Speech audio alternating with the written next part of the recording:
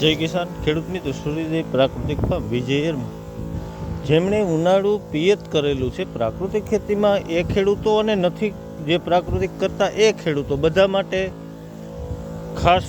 એક વિનંતી છે કે અત્યારે જે ઉનાળુ પિત્તમાં જોરદાર રોગનો અટેક છે, જેમ કે આપણે શિયાળુ મોલ જે કાંઈ નીકળી ગયા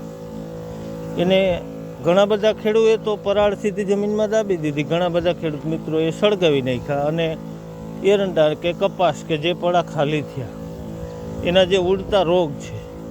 એનો સીધો અટેક અત્યારે આપણા આ ઝીણા મોલ ઉપર થતો હોય. જે ઉડીને ભાગી જતા હોય તમામ નવો આશરો જીવ ગોતતા હોય, કારણ કે ટેમ્પરેચર હાઈએસ્ટ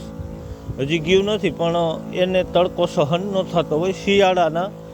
રોગ હોય તો ઠંડા વાતાવરણમાં એ નિભતા હોય, તો અત્યારે આપણા પાકમાં આવી અને એનું જે ઈંડા મેલી જતા હોય તો એ પાછા આપણે તડકો સહન કરી શકે એવા પણ ઉત્પન્ન થતા હોય. તો 3 દિવસે તો નહીં પણ 4 કે 5 દિવસે આપણે પ્રાકૃતિક ખેતીની જે દવાઈઓ છે એની જે દુર્ગંધ આવતી હોય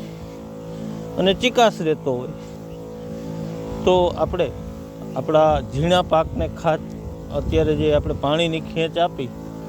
અને આ રીતે દવાથી બચાવી, અને જે નથી કરતા એ ખેડૂત મિત્રો એમને જે દવા છાંટતા હોય છાંટવાની છે. અને એવું લાગે તો આપણે કઈ રીતે અપનાવી શકીએ કે ભાઈ 20 પંપ થતા હોય ત્યાં 10 પંપ કરી અને 8 દિવસ છાંટતા હોય ત્યાં 4 દિવસે જ આપણે દવા મારી અને આપણા આ ઉનાળુ મોલને આપણે અત્યારે બચાવવાનો છે. અને ખેડૂત મિત્રો કોઈ ચિંતા ન કરતા, કોઈ ચોમાસું વહેલું આવવાનું છે નહીં, ઉનાળુ પિત્ત લેટ વાવેતર છે છતાં